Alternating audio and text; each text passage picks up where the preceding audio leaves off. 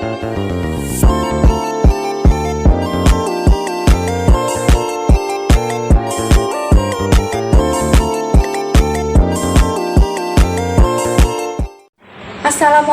warahmatullahi wabarakatuh. Salam Om Swastiastu, Namo Buddhaya, salam kebajikan, salam sejahtera bagi kita semua.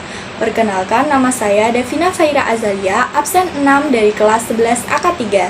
Di sini saya akan membuat video reaction mengenai perubahan Undang-Undang Dasar Negara Republik Indonesia tahun 1945. Sebelumnya, mari kita simak videonya bersama-sama. Dadah! Halo warga negara, seperti yang kita tahu bahwa sekarang negara Indonesia menggunakan Konstitusi Undang-Undang Dasar Negara Republik Indonesia tahun 1945. Tapi ternyata Undang-Undang Dasar Negara Republik Indonesia tahun 1945 pernah mengalami beberapa kali perubahan. Kira-kira kenapa ya Undang-Undang Dasar Negara Republik Indonesia diamandemen beberapa kali dan bagaimana proses amandemennya? Mari kita bahas dalam video kali ini.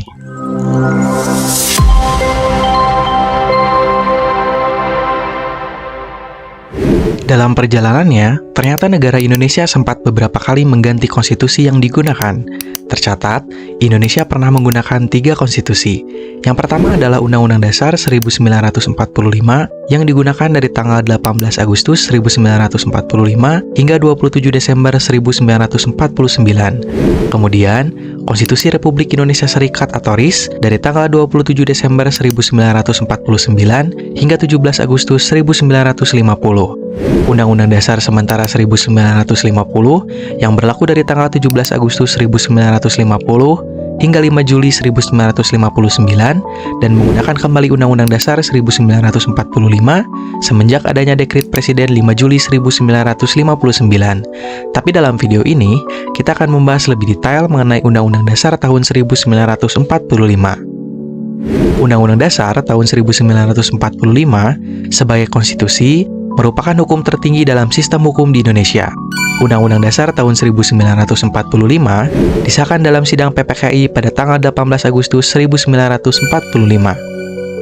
Insinyur Soekarno dalam sidang PPKI pada tanggal 18 Agustus menyampaikan bahwa undang-undang yang akan disahkan dalam sidang tersebut merupakan undang-undang yang bersifat kilat atau disebut dengan istilah revolusi Ronwet. Hal ini dicantumkan pula dalam pasal 2 aturan tambahan dalam Undang-Undang Dasar tahun 1945 yang berbunyi, dalam 6 bulan sesudah Majelis Permusyawaratan Rakyat dibentuk, majelis ini bersidang untuk menetapkan Undang-Undang Dasar. Namun dalam faktanya, ternyata MPR RI tidak pernah melaksanakan pengesahan tersebut sampai saat ini. Dalam sidang itu juga, Muhammad Hatta juga menyampaikan beberapa perubahan dalam Undang-Undang Dasar 1945 seperti pembukaan Undang-Undang Dasar 1945, ketentuan tentang Presiden, Dewan Perwakilan Rakyat, Badan Pemeriksa Keuangan, Kehakiman, serta pembahasan mengenai perubahan Undang-Undang Dasar. Sebelum kita membahas lebih lanjut mengenai amandemen Undang-Undang Dasar tahun 1945, mari kita bahas terlebih dahulu cara melakukan perubahan terhadap konstitusi. Setidaknya terdapat 2 cara yang lazim digunakan untuk melakukan perubahan terhadap konstitusi, yaitu dengan cara pembaharuan atau renewal dan perubahan atau amandemen. Metode pembaharuan biasanya digunakan oleh negara-negara Eropa kontinental. Dalam metode ini, negara yang melakukan perubahan konstitusi akan merubah isi secara keseluruhan dalam konstitusi dan menggantinya. Metode kedua adalah perubahan atau amandemen, biasanya digunakan oleh negara-negara Anglo-Saxon. Dalam metode amandemen, negara yang melakukan perubahan terhadap konstitusi akan dianggap menggunakan konstitusi yang sama dan melampirkan perubahan-perubahan dalam konstitusi yang masih berlaku. Hal tersebut dapat kita lihat dalam Undang-Undang Dasar Negara Republik Indonesia tahun 1945. Hasil amandemen akan dilampirkan dalam Undang-Undang Dasar tahun 1945 bersamaan dengan rumusan asli dari pasal-pasalnya. C.F. Strong juga menjelaskan beberapa cara yang dapat dilakukan untuk merubah konstitusi. Yang pertama adalah dilakukan oleh lembaga legislatif dengan cara tertentu, kedua dengan cara referendum rakyat, ketiga disetujui oleh negara-negara bagian jika negara tersebut merupakan negara serikat, dan keempat dapat dilakukan dengan cara konvensi oleh lembaga khusus.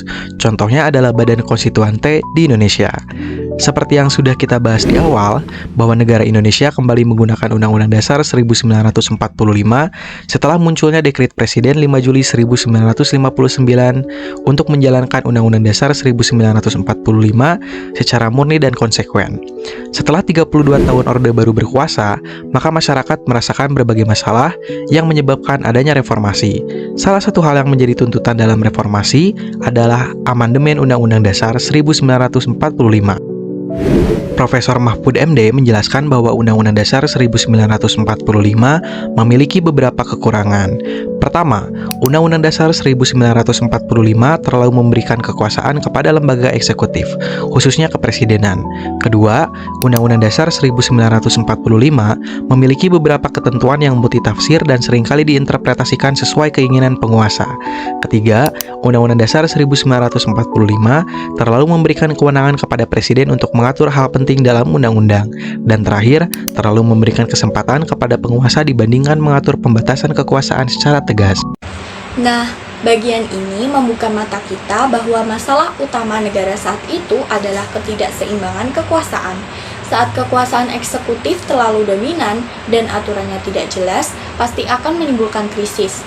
Jadi, amandemen ini adalah langkah penting yang harus diambil untuk memperbaiki fondasi negara agar lebih adil dan demokratis. Mari kita lanjut videonya ya. Dalam bab 16 pasal 37 tentang perubahan Undang-Undang Dasar, dijelaskan bahwa terdapat beberapa ketentuan dalam mengubah Undang-Undang Dasar.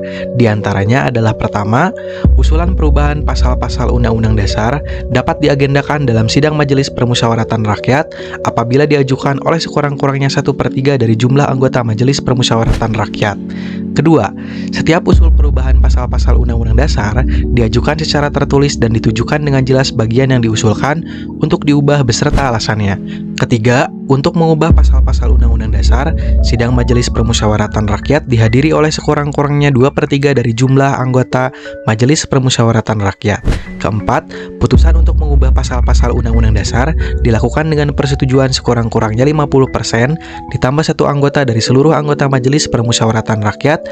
Kelima, khusus mengenai bentuk negara kesatuan Republik Indonesia tidak dapat dilakukan perubahan. Terdapat juga beberapa jenis amandemen yang dilakukan terhadap Undang-Undang Dasar tahun 1945. Pertama, mengubah rumusan yang ada, yaitu melakukan perubahan baik menambahkan atau mengurangi substansi dari kalimat pasal ataupun ayat. Kedua, membuat rumusan baru yang sama sekali baru, yaitu menambah yang sebelumnya tidak ada. Ketiga, menghapus atau menghilangkan rumusan yang ada. Dan terakhir, memindahkan rumusan pasal ke dalam rumusan ayat, atau sebaliknya memindahkan rumusan ayat ke dalam rumusan pasal. Mengutip dari Pusat Pendidikan Pancasila dan Konstitusi Mahkamah Konstitusi Republik Indonesia, MPR hasil pemilu tahun 1999 melaksanakan proses amandemen terhadap Undang-Undang Dasar 1945 yang disahkan pada tahun 1999, 2000, 2001, dan 2002. Keempat perubahan tersebut dianggap sebagai sebuah proses panjang yang menjadi kesatuan amandemen, bukan perubahan setiap tahun. Dalam sidang umum MPR tahun 1999, MPR menyepakati ketentuan dalam melakukan perubahan, yaitu tidak mengubah pembukaan Undang-Undang Dasar 1945, mempertahankan bentuk negara kesatuan Republik Indonesia, mempertahankan dan mempertegas bentuk-bentuk sistem presidensil, memindahkan ketentuan normatif dalam penjelasan ke pasal Undang-Undang Dasar 1945, dan menggunakan cara adendum dalam melakukan perubahan Undang-Undang Dasar 1945.